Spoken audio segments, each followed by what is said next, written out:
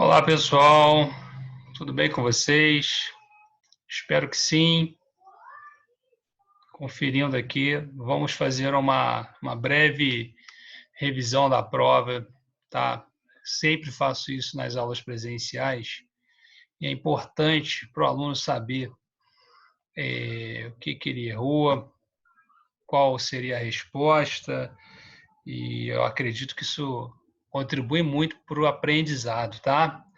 Se houver dúvidas, a gente está essa nova modalidade, né?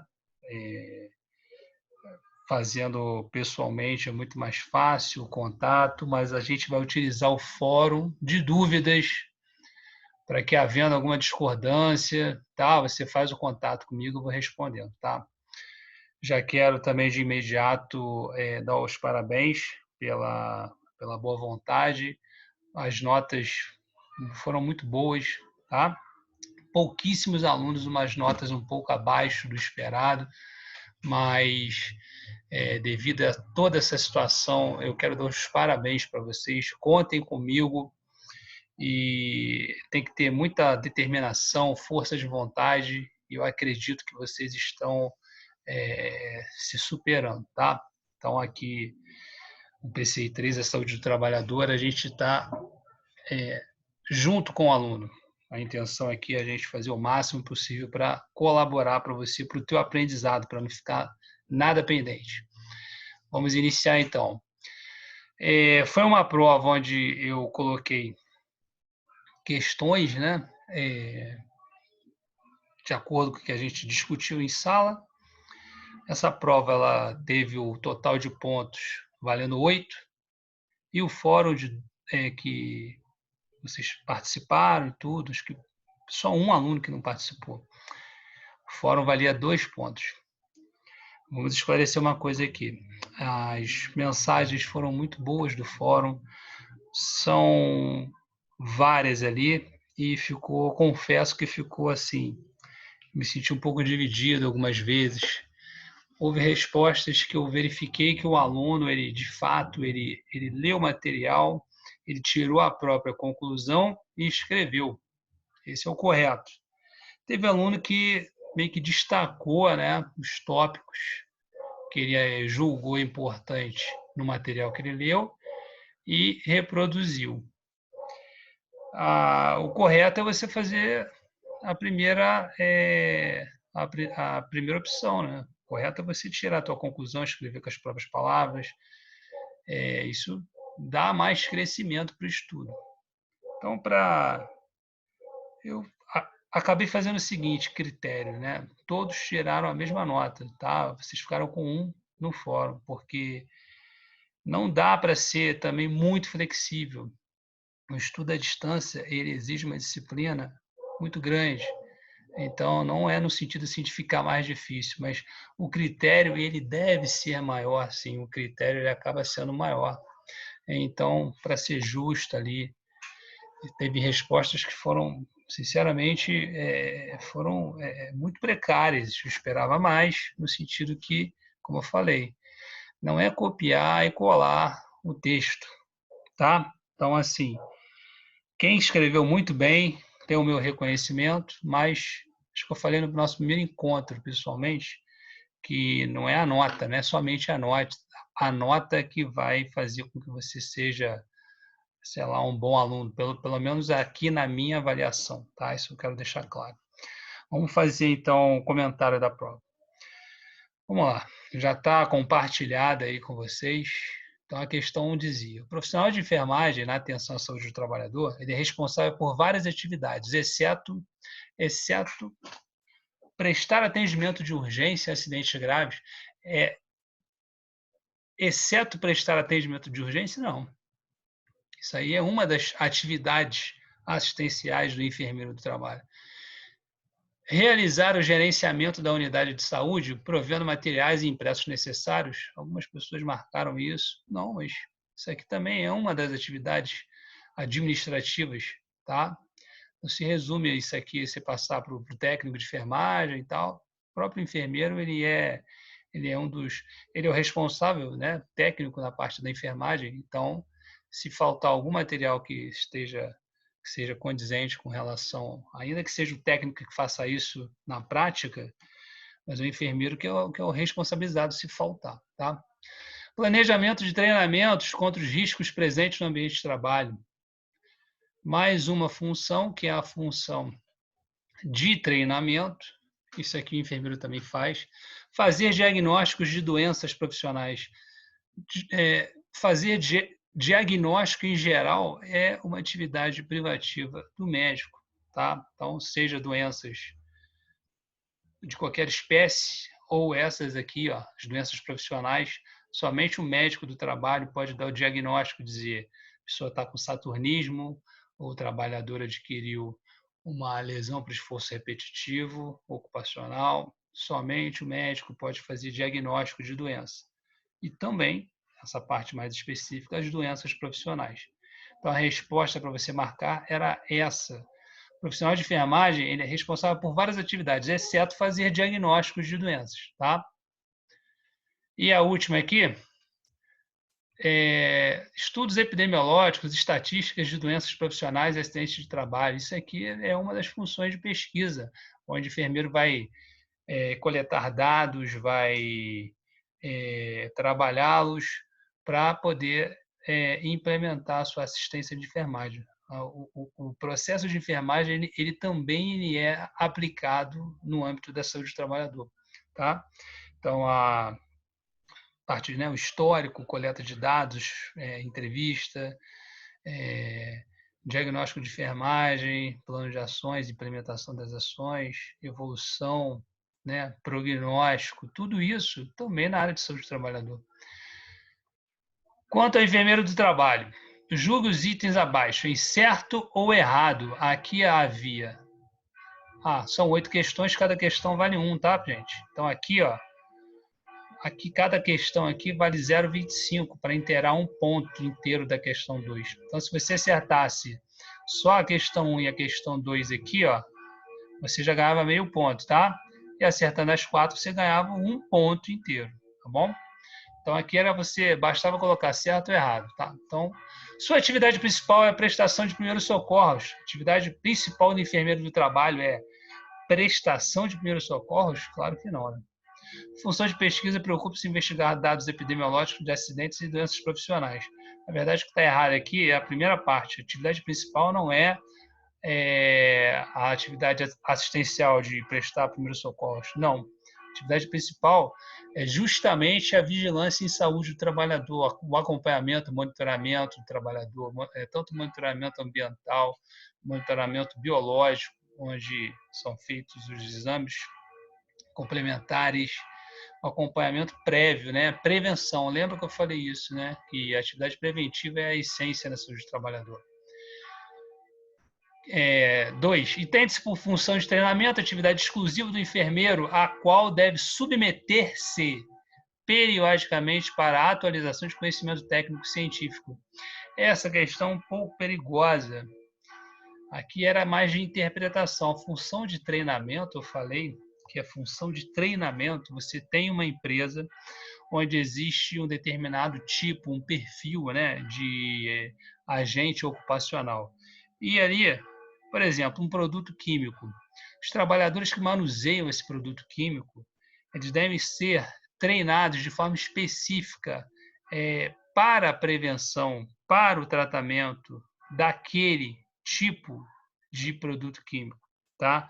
No caso de uma exposição acidental, ingestão, contaminação, o que quer que seja. Então, se você pensar também no ambiente hospitalar, função de treinamento. Então, quem é que manuseia hiperfrucortantes vai ser submetido periodicamente a treinamento, descarte correto dos perfluorocortantes, manuseio, né? Tem gente que pensa que tem que desconectar a seringa da agulha, não, né? Então você tem que orientar o profissional ali que ele deve fazer o descarte correto, não pode reencapar a agulha, isso tudo é treinamento. Então, função de treinamento é uma atividade a qual o enfermeiro ele presta aos trabalhadores, tá? Ele executa perante os trabalhadores, não ele ser treinado, não ele participar de um treinamento, deve submeter-se. Não. Ele submete os trabalhadores, tá, gente? Agora aqui, ó, a terceira afirmativa aqui, ó, a função... Então, essa aqui está errada também. Vamos para a afirmativa 3.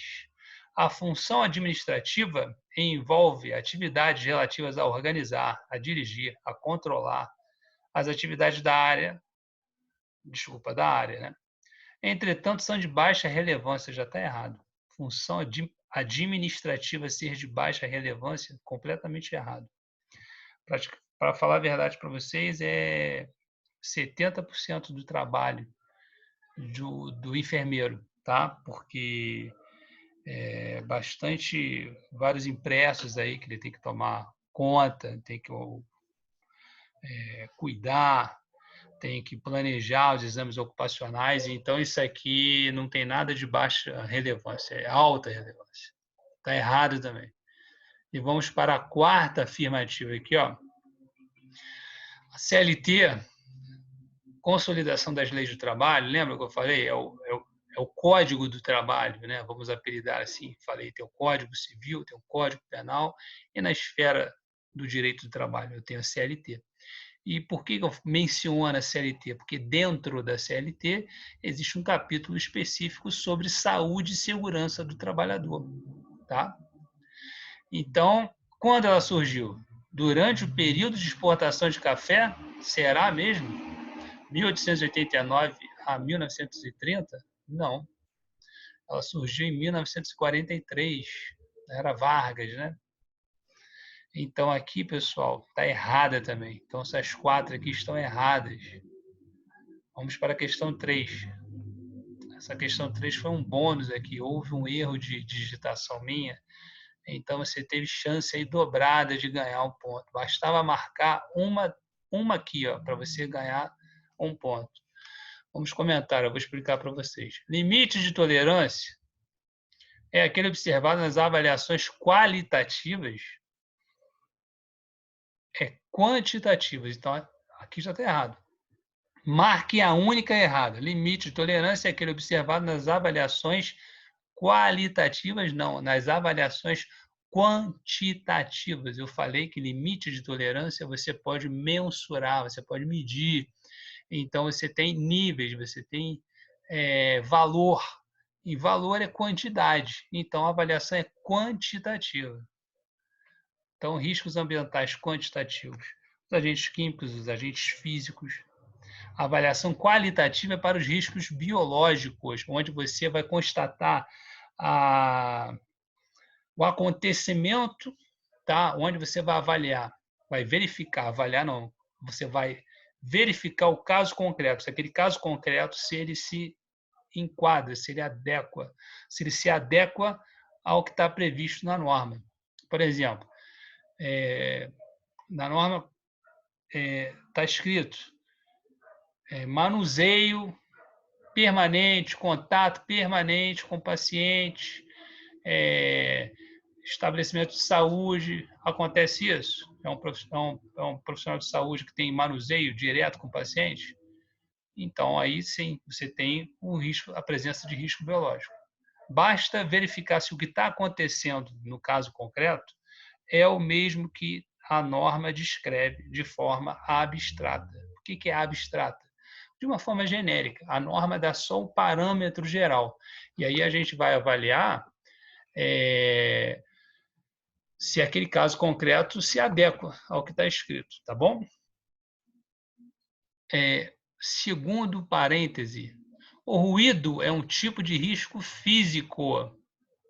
E aí? O ruído é um tipo de risco físico, certo ou errado? Aqui está certo. O ruído é um tipo de risco físico. Riscos físicos. Eu tenho ruído, tenho calor, eu tenho frio, tenho umidade, tenho as radiações ionizantes, eu tenho as vibrações. Então, aqui está certo. Terceiro parêntese. Trabalho com tintas e solventes expõe ao risco químico. Está certo também, risco químico. Tintas, solventes, névoas, fumos metálicos. Quarto parêntese. As radiações ionizantes. Um risco ambiental físico podem causar mutações e afetam o sistema hematopoético. As radiações ionizantes, um risco ambiental físico, certo? Podem causar mutações e afetam o sistema hematopoético. O que acontece? Aqui, gente, na verdade, eu já atualizei aqui essa minha prova aqui. Deixa eu ver se eu tenho uma prova de algum aluno. Acho que eu baixei aqui, mas eu tinha colocado, acho que o ruído é um tipo de risco químico, ou seja, havia duas respostas erradas aqui. Então, tanto faz, se tu tivesse marcado uma ou outra, tu ganhou o ponto, tá? Deixa eu ver se eu... Pior que não vai dar para ver agora.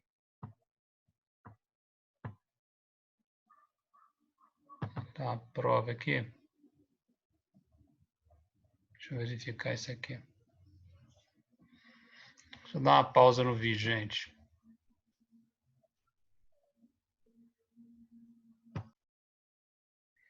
Bom, acho que voltamos, né? Então, eu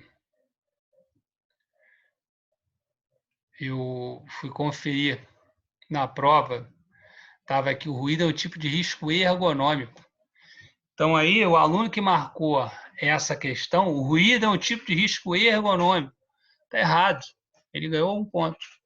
E o aluno que marcou aqui, ó, limite de tolerância, também ganhou um ponto. Porque limite de tolerância é para avaliações quantitativas.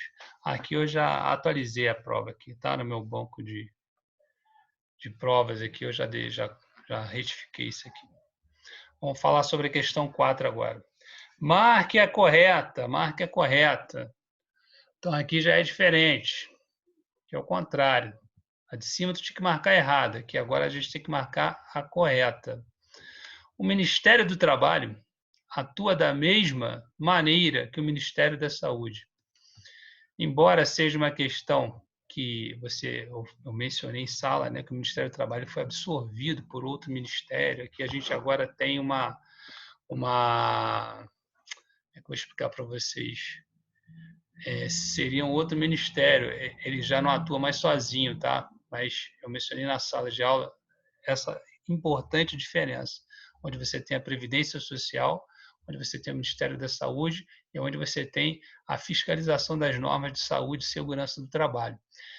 É o auditor fiscal do trabalho que vai fazer o quê? Vai aos locais de trabalho verificar o cumprimento dessas normas.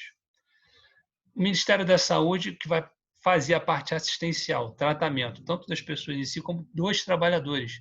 E a Previdência vai ser o órgão seguritário, vai ser o órgão que vai assessorar o trabalhador nos casos de risco de saúde, nos riscos de vida. Quais são os riscos de vida? Idade avançada, doenças, os afastamentos, né, que impedem o trabalhador de trabalhar. Então, o Ministério do Trabalho ele não atua da mesma maneira que o Ministério da Saúde. Um cuida da parte assistencial. E esse aqui ele vai atuar na parte o quê? Na parte de fiscalização. Tá? A Constituição Federal de 88 elevou a saúde como direito social de acesso universal. E aí? Tá certa? Saúde é direito social, tá lá nos nossos slides, no nosso material, tá? Então, saúde aqui é questão, é direito constitucional. Antes não tinha isso. Além de prestar atendimentos à saúde, a competência do Ministério da Saúde fiscalizar o cumprimento das NRs, acabei de falar aqui, não é. A competência seria do auditor fiscal do trabalho. Os exames ocupacionais da NR7, quais são os exames ocupacionais? É o admissional, periódico, demissional, exame de mudança de função, exame de retorno ao trabalho. Os exames ocupacionais da NR7 são realizados pelo médico do trabalho. Ele que faz, ele que assina. O enfermeiro, ele controla os exames, agendamento, verifica se tem alguém aí atrasado, encaminha para a realização de exames complementares, verifica resultados dos exames complementares, verifica resultados, mas não dá diagnóstico de nada. Tá? Pode fazer a consulta de enfermagem, sim, óbvio, claro. Só que, por exemplo, às vezes é um exame periódico, faltou o trabalhador fazer o exame sanguíneo, uma audiometria, É o enfermeiro que faz o encaminhamento, controle desses exames. Parece fácil, mas é bem complexo isso, tá? Questão 5. Julgue os itens abaixo em C para certo ou E para errado. Aqui é a mesma lógica da questão anterior que eu expliquei, tá? Cada uma vale 0,25 aqui, para você juntar, ter um ponto completo. A CLT representou um marco na garantia de direito para os trabalhadores, mas não havia nada relacionado à segurança e medicina no trabalho? Errado, né? Por que está errado? Por que eu ia falar de CLT se não houvesse um capítulo específico sobre segurança e saúde do trabalhador? Então, está errado isso. As preocupações com as consequências do excesso de trabalho iniciaram-se com o compromisso dos empregadores? Será que os empregadores têm compromisso em manter os seus empregados saudáveis? Talvez num mundo distante, num futuro, quem sabe, né? A mudança, a conscientização, mas a preocupação, a ênfase é o lucro, é a produção, tá? Inclusive, existem várias normas de proteção ao trabalhador, justamente por quê? Porque senão o empregador ele ia explorar até o talo o empregado na busca do lucro, na busca da maior produtividade. Não tem sentido isso, tá bom? Existe uma série de normas, normas de ergonomia, normas de saúde, horário de trabalho. Se não houvesse regulamentação, limite, ia ser, meu irmão, tu vai trabalhar 10 horas, 12 horas por dia.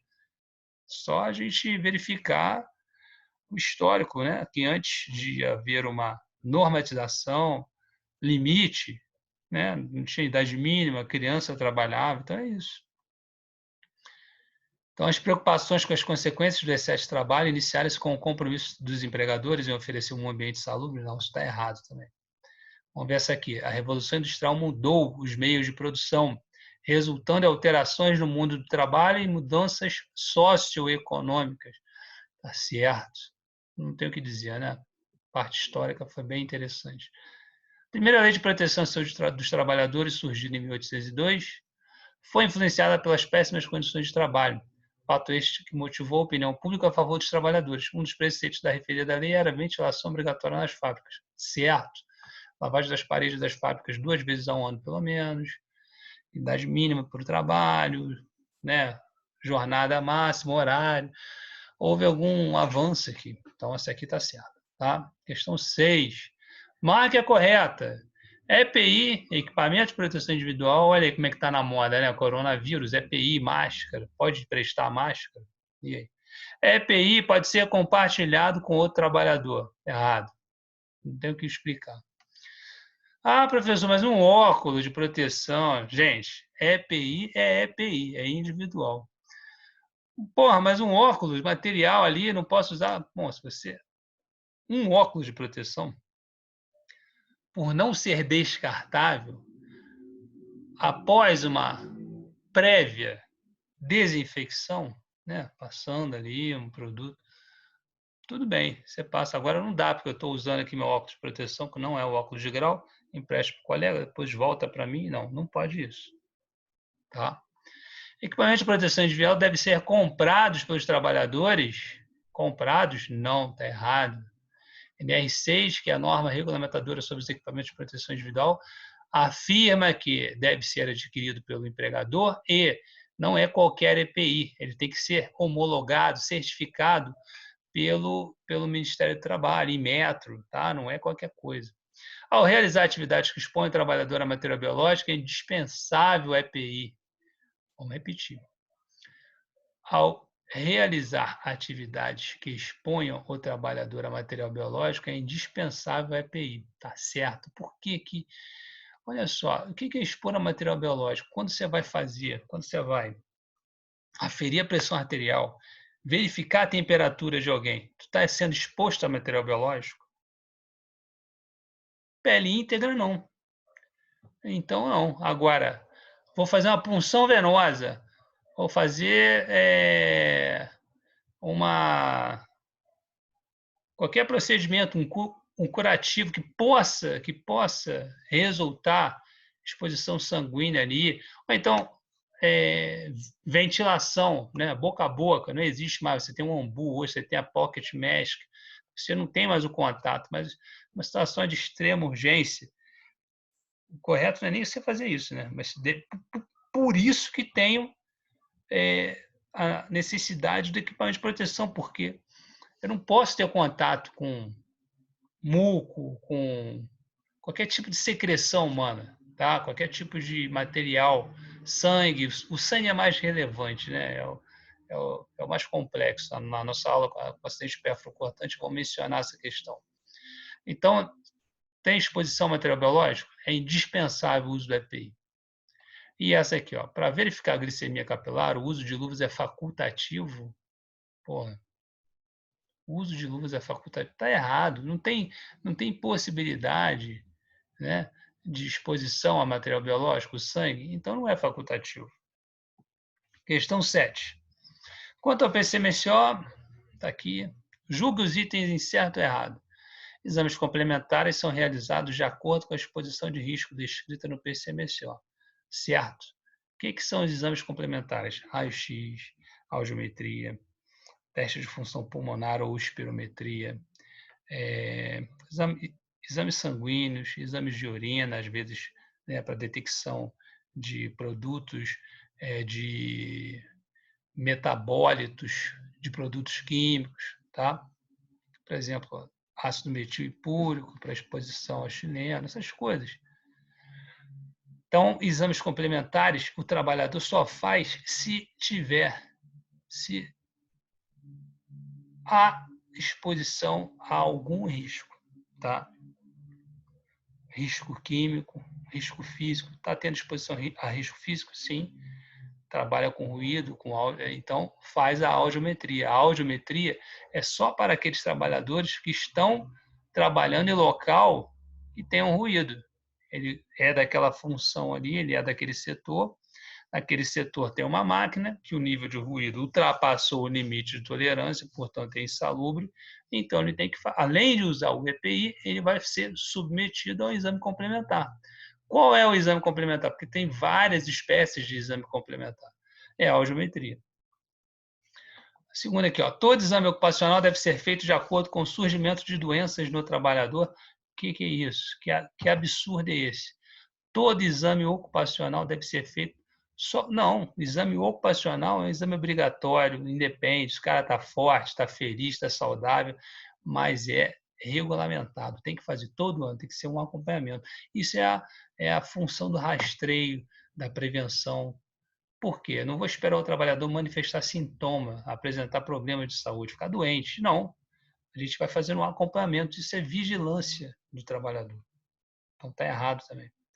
Aqui agora, o exame de admissão, em alguns casos, aí, bota essa restritiva aqui, né?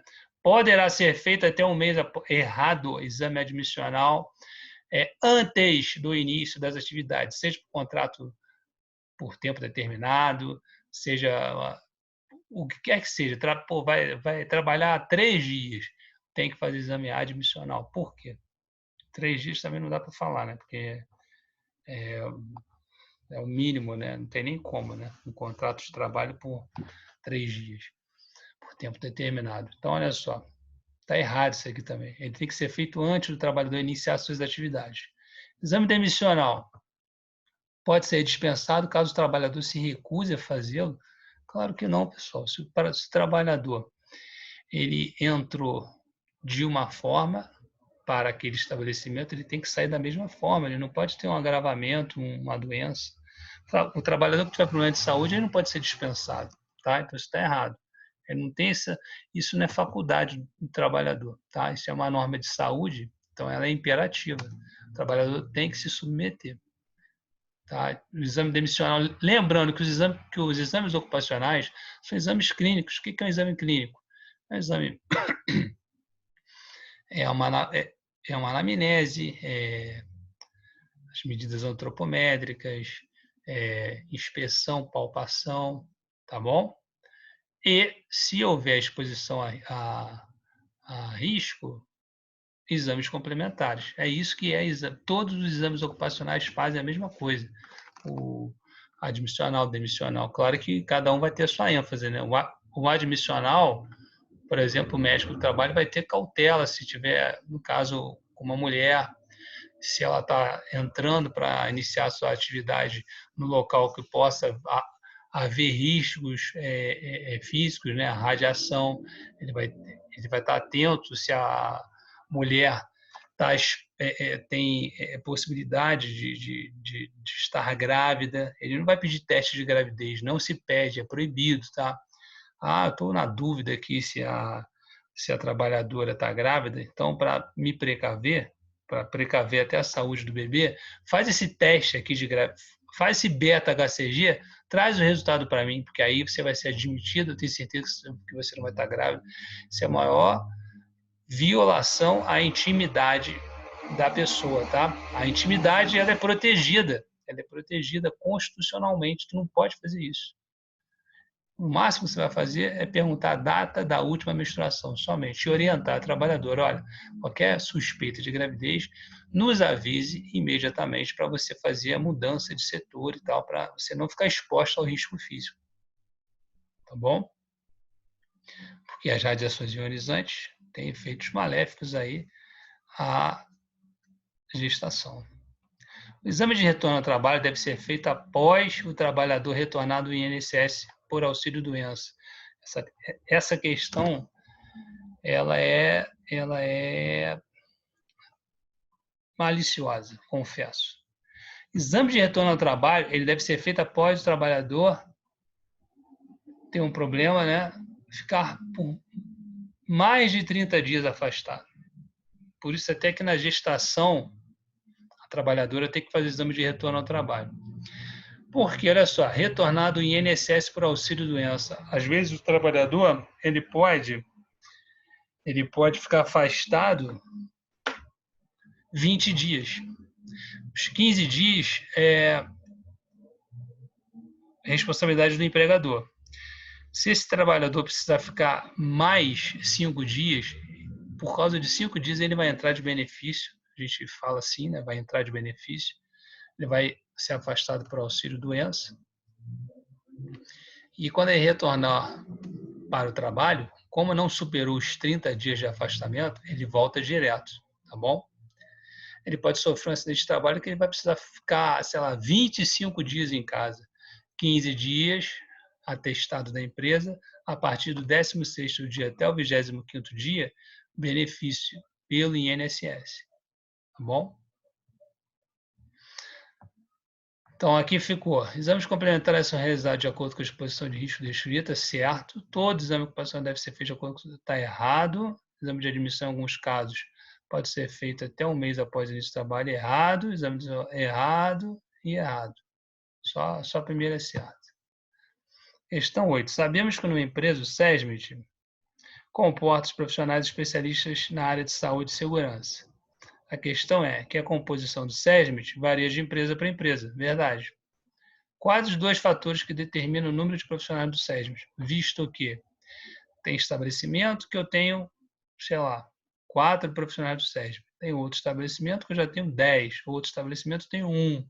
Quais são os fatores? Por que ocasiona essa mudança?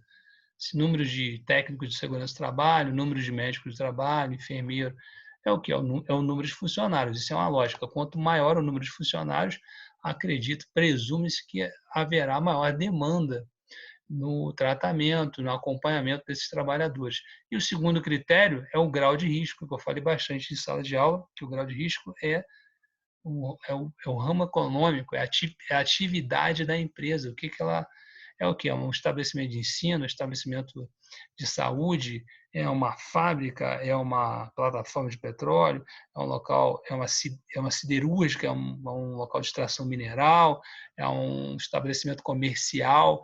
Tudo isso vai diferenciar. Por quê?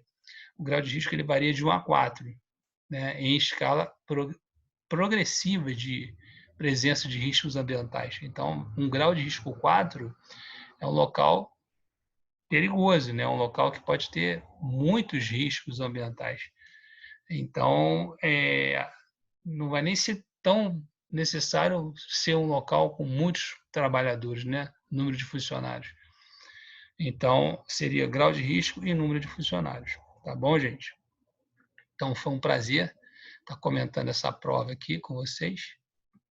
E dizer que se houver dúvidas na correção, se houve dúvidas aí em alguma outra questão que talvez eu comentei que você achou que ficou incompleto, eu estou à disposição no nosso fórum de dúvidas, tá bom? Então, um abraço e fiquem na paz.